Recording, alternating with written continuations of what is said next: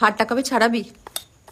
দেখছো তো, যা টাকা পাচ্ছি সুদের টাকা দিতে আর সংসার চালাতেই শেষ হয়ে যাচ্ছে। এক্সট্রা কিছু টাকা হাতে পাই, ছাড়িয়ে নেব। আমাকেও তো কোনো কাজ করতে দিতে চাস না। এতদিন ধরে এত কষ্ট করে আমাদের বড় করলে সেটাই অনেক। ট্রাভেলস আনন্দকে বলে রেখেছি, যদি কোনো ট্রিপ পাই আমায় বলতে। খেতে দাও, খুব জব খেতে পাইছে। এসে গেল গিলতে, 2 পয়সা রোজগারের মুরত দিয়ে ছেলের পাশে বসে বসে খাচ্ছে, আবার কত পাশে যে বসে আছে। মা কি হচ্ছে কি? খেতে দাও বাবাকে। বাবা কৃষ্ণ, তোর যা বড় মন, আমার ছেলের জন্মানো উচিত হয় ভাটিখানা মালিক হয়ে জন্মানো উচিত ছিল। বাবা তুই ডায়লগও দাও হেবি। ওটাই তো পারে। এই, এই, নাও গেল। যা খুশি বলতে পার, আমার কিচ্ছু এসে যায়।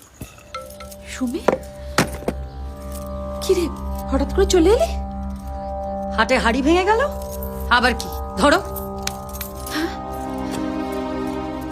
সুমি, সুমি। জয়বাবু কেমন আছেন? ভালো ভালো।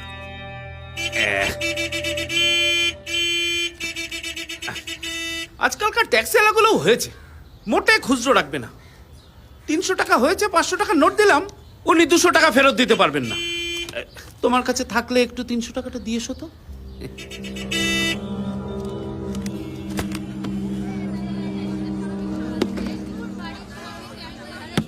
ট্যাক্সি নিয়ে বেরোন, 200 টাকা খুচরো রাখতে পারেন না? আপনার কত খুচরো লাগবে? 500 না 2000? তাহলে আমার জামাইবাবুকে 500 টাকা খুচরো কেন দিলেন না? আরে উনি টাকা দিলে তবে তো খুচরো দেবো।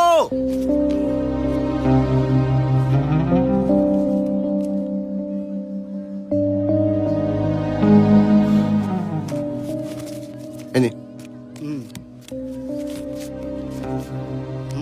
সব জামাই ওই রকম, incoming no outgoing. Samita, মশারি টশারি সব ঠিক আছে কিনা একটু দেখে নি, চারিদিকে যা ডেঙ্গু হচ্ছে। বলছি ওটা কেষ্টর ঘর গো, তুমি বরং বাইরেই। ঠিক আছে দিদি, একটা দিনের তো ব্যাপার।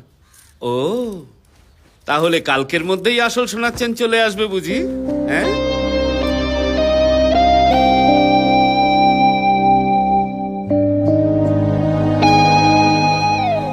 তোর জামাইবাবু তোর ঘরটাকে বাসর ঘর ভেবেছে, তার জন্য এসে টুক করে তোর ঘরে ঢুকে পড়েছে। হ্যাঁ, এখন সারা রাত বারান্দায় শুয়ে মশার কামড় খাও।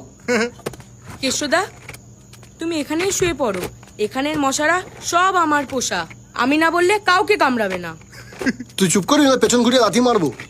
ভালোর জন্য বললাম, শুনলে শুনবে, না শুনলে কামড় খাও।